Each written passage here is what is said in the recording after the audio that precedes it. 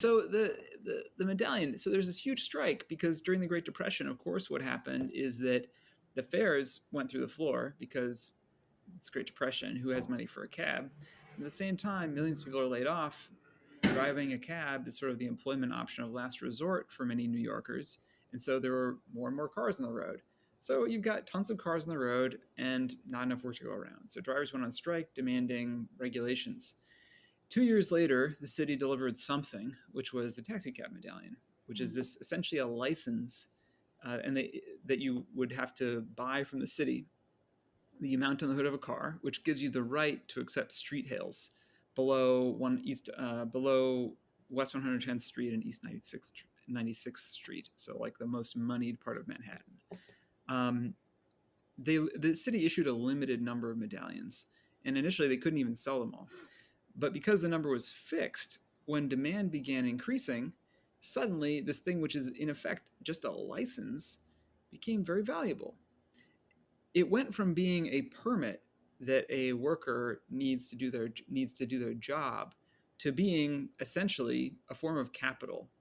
And so the city very intentionally, so time went on, the first generation of cab drivers, it was like half fleet medallions, which are owned by companies, and half owner drivers, so medallions that are owned by drivers who own their own cars.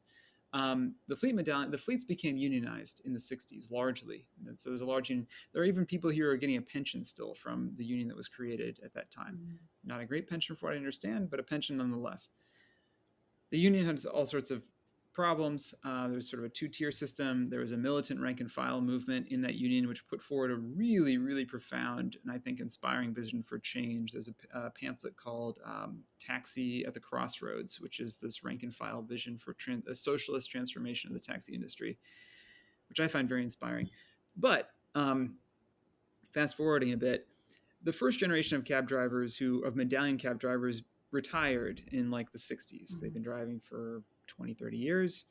And so some of them sold their medallions to other drivers and started driving. But what happened, from what I understand from reading about this, what happened in most cases was the drivers sold their medallions to brokers or leased them to brokers who then would turn around and rent them out by the day or by the week to workers, to drivers who would now have to pay to work.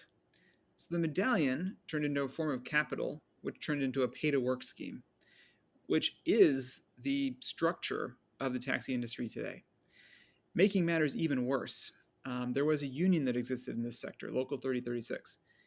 In 1979, the taxi base owners got together and got the law changed so that they could start misclassifying drivers in their fleets as independent contractors, which accomplished a couple things. One, it meant that drivers were responsible for paying for their own insurance.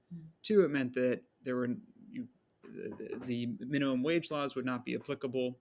Three, it meant that workers no longer had the right to unionize under the National Labor Relations Act. So it basically allowed them to bust the union.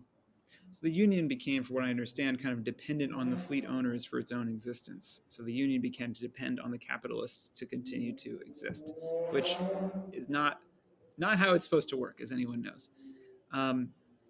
So while this is happening, this coincides with a major demographic shift in the industry after 1965. Immigration law changes, thankfully, for the better in the United States, and there's a new wave of immigration from all over the world. The taxi cab industry goes from being an industry of US-born workers, white, black, Latino, to being immigrant workers who are mostly black and brown. So we have an industry which was unionized, which was, like, from what I understand, never a great job, but like a stable working class job, goes to being a sweatshop on wheels. As often happens when the racial demographics change, all of a sudden basic labor laws no longer applies.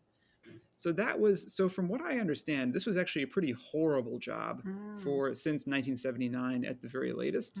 At the same time, there was another branch of the industry that developed called the black car industry, which served like a luxury clientele, which was a very, very similar work demographic